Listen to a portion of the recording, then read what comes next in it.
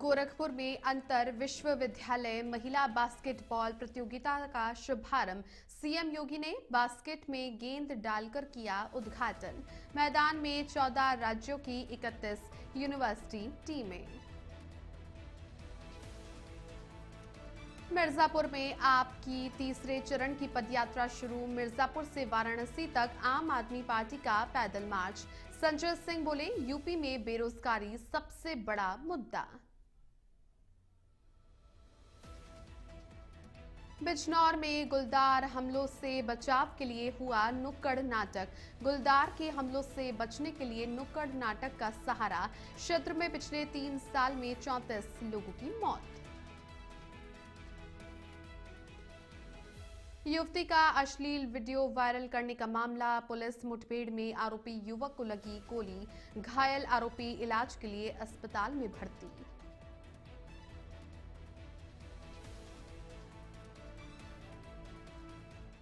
नमस्कार, वंदे Bharatam, India ahead देख रहे हैं आप और आपके साथ हूं मैं छवि फागना। चलिए बुलेटिन की शुरुआत करते हैं। देखिए, गोरखपुर में मुख्यमंत्री योगी आदित्यनाथ ने दीनदयाल उपाध्याय गोरखपुर विश्वविद्यालय में आयोजित पूर्वी क्षेत्र अंतर विश्वविद्यालय महिला बास्केटबॉल प्रतियोगिता का भव्य उद्घाटन किया। इस प्रतियोगिता में देश के 14 राज्यों के 31 विश्वविद्यालयों की महिला टीमें हिस्सा ले रही हैं।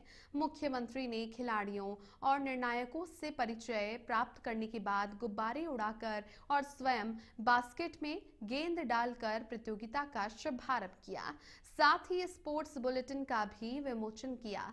उद्घाटन मुकाबला शहीद नंद कुमार पटेल रायगढ़ विश्वविद्यालय और मेजबान गोरखपुर विश्वविद्यालय के बीच खेला गया, जिसमें गोरखपुर विश्वविद्यालय की टीम ने जीत दर्ज की। अपने संबोधन में मुख्यमंत्री ने कहा कि गोरखपुर आध्यात्मिक, सांस्कृतिक, क्रांतिकारी चेतना की भूमि है और खेल अनुशासन, आत्मविश्वास व नेतृत्व क्षमता विकसित करते हैं। उन्होंने बताया कि प्रदेश सरकार अब तक अंतर्राष्ट्रीय पदक विजेता 500 खिलाड़ियों को सरकारी नौकरी दे चुकी है और 96,000 युवक मंगल दलों को खेल किट भी दी गई है। मुख्यमंत्री ने कहा कि जो खेलेगा वही खिलेगा के संकल्प के साथ उत्तर प्रदेश खेलों में नई ऊंचाइयों को छू रहा है। 15 से 19 जनवरी तक चलने वाली ये प्रतियोगिता महिला खिलाड़ियों की प्रतिभा का सशक्त मंच बनेगी।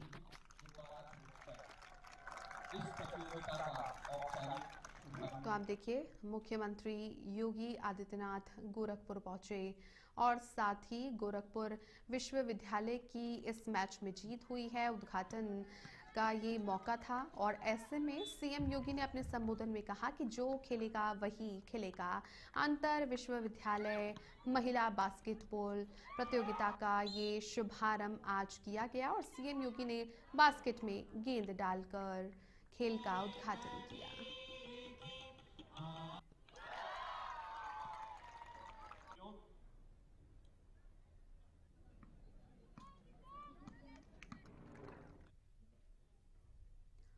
मिर्जापुर से खबर है, जहां पर आम आदमी पार्टी की तीसरे चरण की पदयात्रा की शुरुआत सांसद संजय सिंह ने मिर्जापुर से वाराणसी के लिए की। ये पदयात्रा सामाजिक न्याय और रोजगार के मुद्दों को लेकर निकाली गई है। संजय सिंह ने कहा कि देश में सबसे ज्यादा बेरोजगारी उत्तर प्रदेश में है और रोजगार के नाम पर बेरोजगारों को लाठी मिल रही है। उन्होंने मांग की कि 18 वर्ष से ऊपर के सभी बेरोजगारों को सरकार 10,000 रुपए बेरोजगारी भत्ता दे। साथ ही उन्होंने प्राइमरी से लेकर ग्रेजुएशन तक संविधान की शिक्षा अनिवार्य करने की मांग की और कहा कि अपने अधिकारों को जानने के लिए संविधान की शिक्षा जरूरी है। संजय सिंह ने आरोप लगाया कि मोहम्मद जगनवी के बाद में प्रधानमंत्री नरेंद्र मोदी ने मंदिर तोड़ा और बांग्लादेश में हिंदुओं पर हो रहे अत्याचारों पर प्रधानमंत्री चुप हैं, क्योंकि अडानी की बिजली सप्लाई बांग्लादेश में ना रुके, इसी वजह से सरकार खामोश है। तो मिर्जापुर से वाराणसी तक आम आदमी पार्टी के द्वारा पैदल मार्च निकाला गया और ऐसे में पैदल मार्च के दौरान संजय सिंह ने कहा कि यूपी में बेरोजगारी सबसे बड़ा मुद्दा है। 10,000 बेरोजगारी भत्ते की मांग संजय सिंह के द्वारा की गई है और बांग्लादेश के मुद्दे को उठाते हुए संजय सिंह ने कहा कि आखिर प्रधानमंत्री चुप क्यों हैं। तो देखिए, आम आदमी पार्टी की तीसरे चरण की ये पदयात्रा है जिसकी शुरुआत हो चुकी है और वहीं पर मिर्जापुर से वाराणसी तक आम आदमी पार्टी के द्वारा पैदल मार्च निकाला गया और बेरोजगारी समेत कई तमाम मुद्दे आम आदमी पार्टी के द्वारा उठाए गए हैं और ऐसे में उन्होंने केंद्र की सरकार पर भी निशाना साधा। संजय सिंह जिंदाबाद जिंदाबाद जिंदाबाद, आम आदमी पार्टी जिंदाबाद। आपने देखा कि हमारे देश के तमाम वीर सपूतों की, महापुरुषों की प्रतिमाएं लगी हुई हैं। इनके सामने इनको माल्यार्पण करके, इनको नमन करके शहीद उद्यान मिर्जापुर से आज से हमारी पदयात्रा शुरू हो रही है और ये पदयात्रा 22 जनवरी तक चलेगी। इसका समापन काशी में 22 जनवरी को सारनाथ में होगा। हमीरपुर जिले के सुमेरपुर में अश्लील वीडियो वायरल हुआ और धर्म परिवर्तन के दबाव से जुड़े हुए इस मामले को लेकर के पुलिस ने बड़ी कार्रवाई करते हुए आरोपी युवक को मुठभेड़ के बाद गिरफ्तार किया। पीड़िता के पिता की तहरीर पर आरोपी अबान खान और उसके पिता मौलाना खान के खिलाफ गंभीर धाराओं में मुकदमा दर्ज किया गया था। आरोप है कि अबान ने पीड़िता का अश्लील वीडियो बनाकर उस पर दबाव बनाया और इनकार करने पर वीडियो सोशल मीडिया पर वायरल कर दिया गया, जिससे इलाके में भारी आक्रोश फैल गया और बाजार बंद कर NH 34 पर जाम लगाया गया। पुलिस अधीक्षक के निर्देश पर गठित टीम ने देर रात देवगांव के पास कार्रवाई की, जहां पर पुलिस और आरोपी के बीच में मुठभेड़ हुई। इस दौरान आरोपी के घुटने के नीचे गोली लगी और उसे गिरफ्तार कर लिया गया। पुलिस ने उसके पास से अवैध तमंचा, कारतूस और घटना में प्रयुक्त मोबाइल फोन बरामद किया है। घायल आरोपी को उपचार के लिए अस्पताल में भर्ती कराया गया है।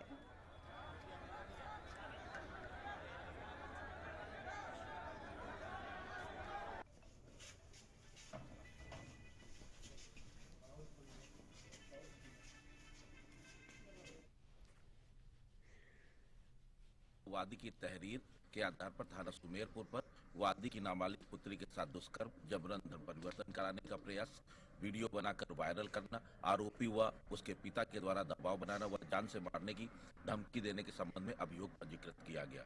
वह आरोपी को देवगांव रोड से गिरफ्तार किया गया। आरोपी के द्वारा उपयोग में लाया गया मोबाइल फोन के संबंध में उसने बताया कि मोबाइल फोन देवगांव रोड के जंगल में छिपा रखा है। पीड़िता के पिता से तहरीर प्राप्त कर ली गई है। तहरीर प्राप्त करने के बाद सुसंगत धाराओं में मुकदमा पंजीकृत किया जा रहा है। अभी FIR की कॉपी जो है जो पीड़ित के संबंधी जन है उनको दे दी जाएगी और मुकदमा पंजीकृत करने होने के बाद टीमें गठित कर दी गई। अभियुक्त की तलाश जारी है और सुसंगत धाराओं में उचित वैधानिक कार्रवाई इसमें की जाएगी। वादी की तहरीर के आधार पर थाना सुमेरपुर पर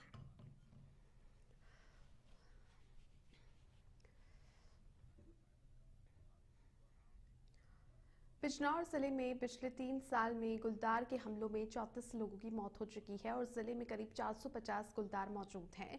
इस गंभीर स्थिति से निपटने के लिए वन विभाग ने लाडूपुरा और नाईपुरा गांवों में नुक्कड़ नाटकों का सहारा लिया है, जिसमें वन्यजीवों के हमलों से बचाव के लिए लोगों को जागरूक किया जा रहा है। इससे पहले पैम्पलेट बांटने और वॉल पेंटिंग का माध्यम अपनाया गया था। कहानियों के माध्यम से गुलदार दिखने पर बरती जाने वाली सावधानियों जैसे कि समूह में रहने और आपात स्थिति में वन विभाग को सूचित करने के तरीके बताए गए।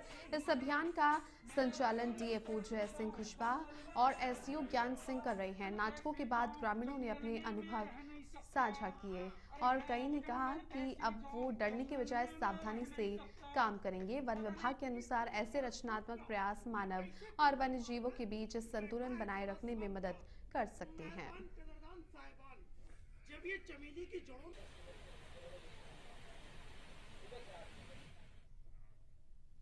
उत्तर प्रदेश सरकार के स्पष्ट निर्देशों के बावजूद खुलेआम शराब पिलाने का मामला सामने आया है। ताजा मामला जनपद बस्ती के हरैया थाना क्षेत्र स्थित अमारी बाजार के महावीरन चौराहे का है, जहां पर रोड किनारे स्थित देसी शराब ठेके के आसपास भारी भीड़ लगी रहती है। शराबी ठेके से शराब खरीदकर वहीं खुलेआम सेवन करते हैं, जिससे आम लोगों की सुरक्षा पर खतरा बना रहता है।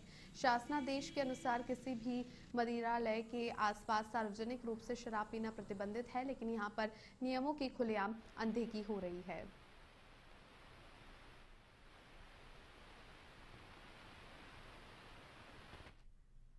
बदायूं से खबर है, जहां पर थाना इस्लाम नगर क्षेत्र के गांव व्योर कासिमाबाद में माघ महीने में निकलने वाली कीर्तन फेरी को रास्ते में मस्जिद पड़ने का हवाला देकर रोक दिया गया, जिससे गांव में भारी आक्रोश फैल गया।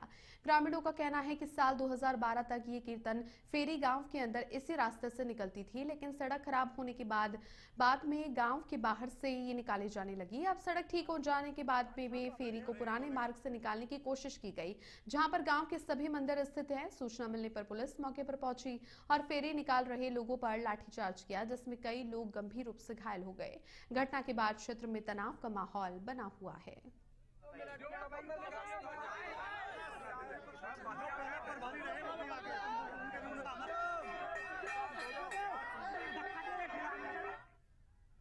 वहीं हापुड़ रेलवे स्टेशन के पास ट्रेन के एसी कोच में उस समय हंगामा मच गया जब बिना रिजर्वेशन भाकियू कार्यकर्ता कोच में घुस आए और महिलाओं की सीटों पर कब्जा कर लिया। आरोप है कि एसी कोच में बीड़ी पीने को लेकर के विवाद बढ़ा, जिसके बाद में यात्रियों और भाकियू कार्यकर्ताओं के बीच कहासुनी और हंगामा हुआ।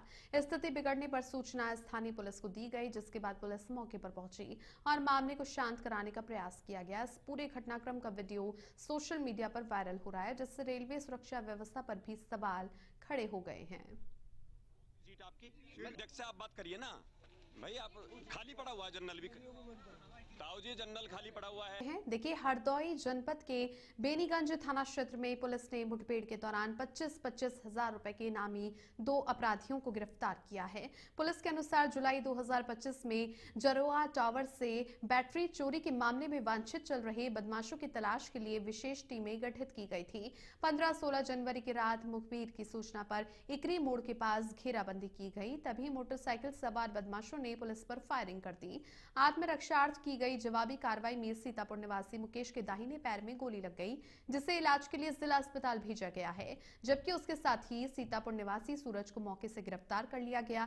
सीओ हरियाणा अजीत चौहान ने बताया कि अभियुक्तों के पास से एक 315 बोर का तमंचा, कारतूस और वारदात में प्रयुक्त मोटरसाइकिल बरामद हुई है। दोनों का लंबा आपराधिक रिकॉर्ड है और इनके खिलाफ चोरी, लूट और आबकारी अधिनियम के कई मुकदमे दर्ज हैं।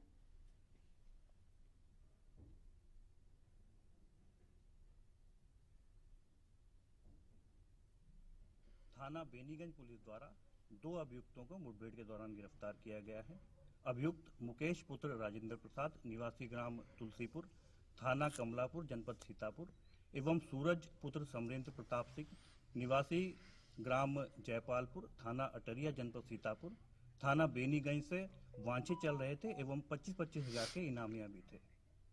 सीतापुर से खबर है, जहां पर समाजवादी पार्टी के महासचिव शिवपाल सिंह यादव सीतापुर जनपद के लहरपुर पहुंचे, जहां पर उन्होंने पूर्व विधायक हरिओम गोविंद की 38वीं पुण्यतिथि पर आयोजित श्रद्धांजलि कार्यक्रम में शिरकत की। इसी दौरान शिवपाल यादव ने पार्टी कार्यकर्ताओं और नेताओं को संबोधित करते हुए आगामी 2025 विधानसभा चुनाव को लेकर कहा कि समाजवादी पार्टी पूरी मजबूती के साथ चुनावी मैदान में उतरेगी। उन्होंने किसानों के मुद्दे पर भाजपा सरकार पर निशाना साधते हुए आरोप लगाया कि सरकार ने हर स्तर पर दलाल छोड़ रखे हैं और उसे किसानों की कोई चिंता नहीं है। शिवपाल यादव का ये बयान आगामी चुनावों से पहले भाजपा के खिलाफ सियासी हमले के रूप में देखा जा रहा है।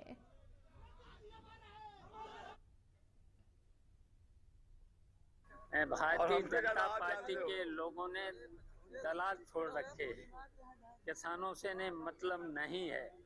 मैंने तो यहाँ अभी बता ही दिया है कि बड़े बड़े पूंजी पर छोटा छोटा काम अगर पूंजीपतियों से कराएंगे तो किसानों का क्या होगा। और इधर मुरादाबाद में घने कोहरे और तेज रफ्तार ने 2 अलग-अलग सड़क हादसों में 2 मासूमों की जान ले ली। पहली घटना मुंडा पांडे थाना क्षेत्र की है, जहां पर एक अनियंत्रित कैंटर ने बाइक सवार परिवार को टक्कर मार दी, जिससे 8 वर्षीय विकास की मौके पर ही मौत हो गई। दूसरी घटना कटगढ़ थाना क्षेत्र के गुलाबबाड़ी पुल पर हुई, जहां पर कोहरे के चलते श्रद्धालुओं से भरी हुई पिकअप खड़ी डीसीएम से टकरा गई। इस हादसे में मुंडन संस्कार के लिए जा रहे 3 वर्षीय राघव की मौत हो गई, जबकि महिलाओं समेत करीब आधा दर्जन लोग गंभीर रूप से घायल हो गए। सूचना पर पहुंची पुलिस ने शवों को पोस्टमार्टम के लिए भेज दिया है और दोनों ही वाहनों को कब्जे में लेकर कानूनी कार्रवाई शुरू कर दी है।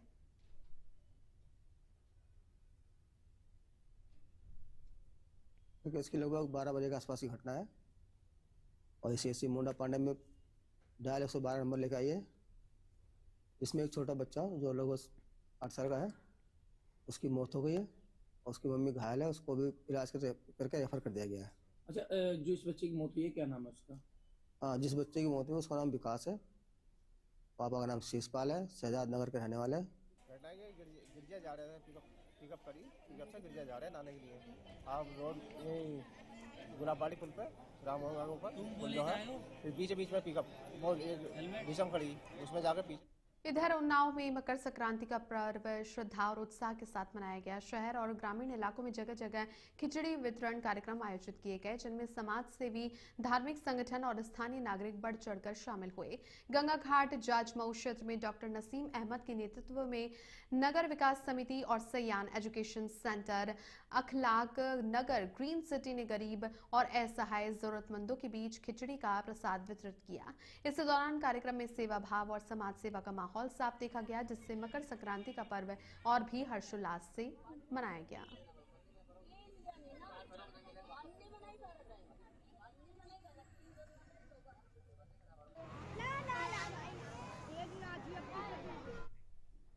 महोबा से खबर है, जहां पर कुलपहाड़ कोतवाली क्षेत्र के चारुआ गांव में आयोजित जय बजरंग क्रिकेट टूर्नामेंट के फाइनल मुकाबले के दौरान उस समय हंगामा मच गया जब 2 पक्षों के बीच जमकर मारपीट हो गई और स्टंप व बैट चलने लगे। ये final match railway station Belatal और पठारी टीम के बीच में खेला जा रहा था। बताया जा रहा है कि विवाद की शुरुआत आतिशबाजी की चपेट में आकर एक दर्शक के घायल होने से हुई, जिसे बिना किसी को सूचना दिए गुपचुप तरीके से अस्पताल में भर्ती करवाया गया। मैच देखने गए युवक के घायल होने की जानकारी मिलते ही ग्रामीण आक्रोशित हो गए और मौके पर बवाल शुरू हो गया।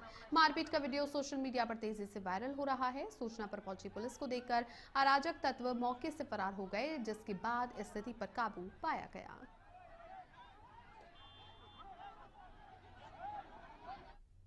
इस बुलेटिन में फिलहाल के लिए इतना ही। आप देखते रहिए इंडिया अहेड, वंदे भारतम।